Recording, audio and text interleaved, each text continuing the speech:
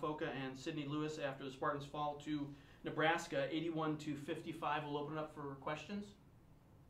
Yeah, Sydney, you had the first 7 points of the game. You were, made your presence felt, with the rebounds, with a few blocks. How have you grown and matured, especially over the last few games with this team? Honestly, I'm just trying to keep my head in the game a lot more now as we get closer and closer to conference. So I just wanted to bring the momentum tonight so we can go on break feeling good.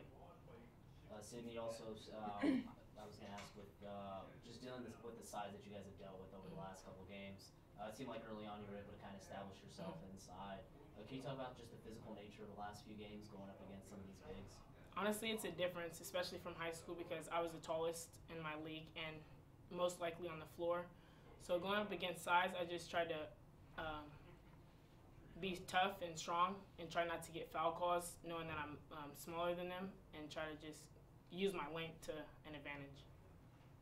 For the both of you, Nebraska, a lot of second chance points.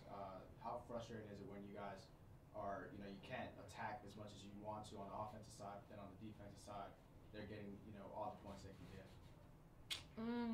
I think offensively, yeah, we can attack the basket, but when we get to the paint, they stop us. We can bounce it to the big, or we can kick it out for an open 3-point shot. And then defensively, we just have to play harder on defense, communicate, talk with the bigs and the 4s and 5s, have to communicate with switching mans, and just getting out there to contest open 3s and just to help side defense. I think that's all it is, just rotation and communication. That'll help us a lot down the run. Playing Nebraska, Oregon State, UCLA, the magnitude of those schools. Can you talk about just what it means to play against these schools? And now that you've faced those opponents, how would you rate you guys? It's a great feeling. I think everyone wants the opportunity to play against big schools like that.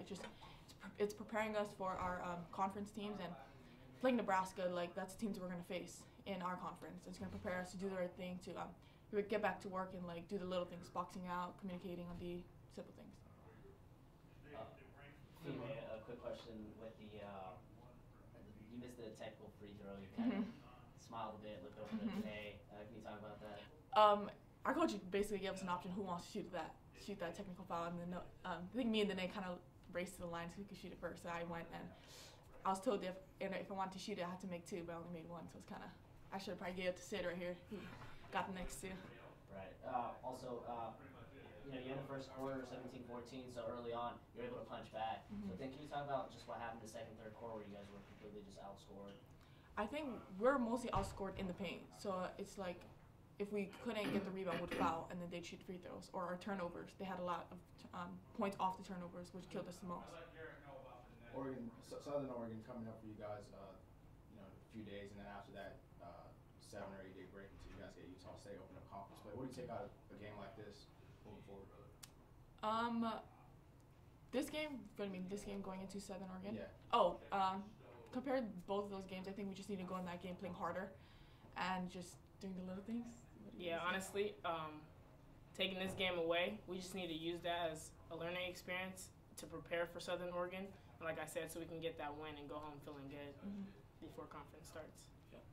Sydney, did you realize how close you were to a double-double? It seemed like at the end you were kind of trying to be a little bit aggressive. Not sure if that... Honestly, I don't really look up at the points too much because I look up at the score to see how much we're down or up at that. I don't really look at my points because I'm not that type of person or player to try to just get mine. So I was just going to score off the open shot if I had it, whether or not double-double or not. Ladies, thank you very much. Thank you. Okay, we're joined now by San Jose State women's basketball head coach Jamie Craighead. After Nebraska defeated the Spartans 81-55, Coach, can you start us off with an opening statement? From a defensive perspective, I thought that we did pretty well on their 2 best players, the Wittich kid, number 3, and the big inside. She scored, but usually we give up about 35 to a kid like that. So I thought that we could have done some things better. Offensively, we were really stagnant. I thought they played really good defense as well, but it just seemed like we couldn't get the ball moving in moments that we needed to. We battled, though, till the end. I thought Mea and Sid gave us a lot of energy, and obviously our bench scored pretty well. We just got to find some things that'll go our way. Was this a game of the turnovers really ended up costing you, so it lowered your shot numbers and the turnovers, and then obviously, we talked to them all week that right now we're giving up 15.5 points per game on second chances, and that could have won us a few more games.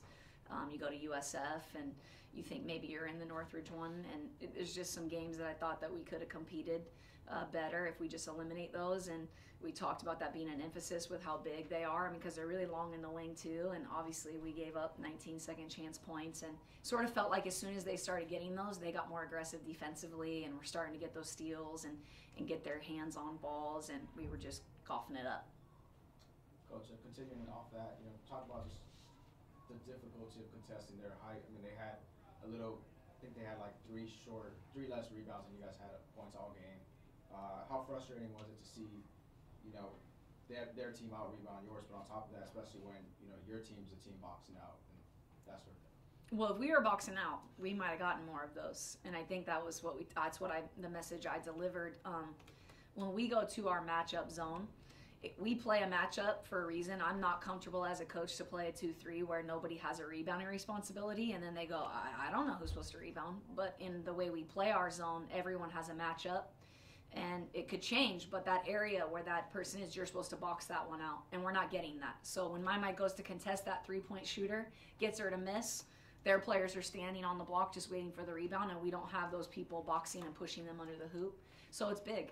If we could get them to be more consistent in terms of boxing out. But I watch basketball a lot, and there's not a lot of people that box out consistently. So you have two choices. You're going to box out, or you're going to be a fetcher. You're going to go get rebounds. And we have neither right now in some positions. And it makes it really tough. You can't be small and not, we call it gang rebound. All 5 people on the court defensively have to go get rebounds. So we got to get better at that, because when I look across at Nebraska, I see New Mexico, I see Boise State, I see UNLV. I mean, that's what the size is. That's long wings, some big posts, some smaller guards maybe in the 1 and 2 spots, and we're going to see that team a lot. And that was the message that was delivered. We got to be better. Going back to the Northridge game up until now, clearly the size advantage has favored them. What were some of the adjustments you guys made coming off those 2 games against Northridge and Oregon State, knowing that size is going to be the biggest thing when it comes down to playing a team like Nebraska? We tried to front in our man defense today. Against Oregon State, we kind of felt like we had to pick our poison. They could shoot it so well from the three-point line in all 4 spots. We were either going to let them throw it inside so that we could keep their shooters away, or we were going to make them throw it in, or throw it outside and take away inside. And I just didn't think we could do that with a 6'8" kid. What are we going to do? So we played behind, and they just buried us in the post. So we worked this week about meeting the post early, not letting them get to their post spots where they want to catch, and then fronting them. And I thought there were some times where we played it pretty well. Lex played okay defensively. When she got caught behind, she still moved with the ball so she could contest it. Sometimes we stay with the body and the ball scores, and that's young players trying to figure that out. But in our matchup defense, we're supposed to front the post. And we're missing those rotations right now. And a lot of times it's 2 freshmen attached to each other, and they're just trying to get there where they understand that every possession they have to do the same thing. We're just not consistent. We'll do it, and then we don't do it. And then we'll do it, and then we don't do it. You can't win basketball games that way. Right, and sticking on the subject of the freshman, Sydney Lewis got off to a really hot start. You talked about her performance, being a freshman, but also being kind of the size on you guys' end. Yeah, I mean, Sid had a really good game against Santa Clara, and she had a really good game, I thought, today for her offensively. Obviously, she gets really frustrated when she doesn't finish, and we need her to finish, because if we can't get that post touch inside and get those easy, everyone plays behind us. So if we can't throw it in there and get some easy ones like we used to, it makes it hard on our perimeters. So I thought today she gave us that spark, and obviously was a part of their game plan to take away some of our shooters. I thought they did a good job of getting out on Megan, and at least found a way to get some, but I thought she played pretty well. How about utilizing Alexis Harris a little bit more? She averaged 7 minutes per game last year as a freshman, one of the few non-freshmen on the team, but still averaging about 7 minutes. Can you talk about how much of an impact she can make, considering that she's the tallest player on the team? If she could make more of an impact than she's making right now, she'd be on the court more. So obviously I don't feel that way. There's obviously some other things that go into why they play, and there's some off-court things that we won't discuss, but it's never just what you see. And obviously today she played a little bit more. She played 12 minutes today. I thought she gave us great effort on the defensive end, and if she can continue to improve and do the things I need her to do on all aspects of being a student athlete, then maybe she'll get those minutes up. Sure, question you get a lot, but what do you take from this game?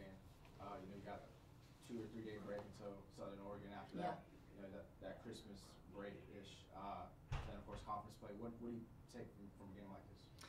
I really thought that towards the end, you can look at the first quarter. We finally came out in the first quarter, and I thought we played pretty well in the first 10 minutes, and I thought we finished the game pretty well.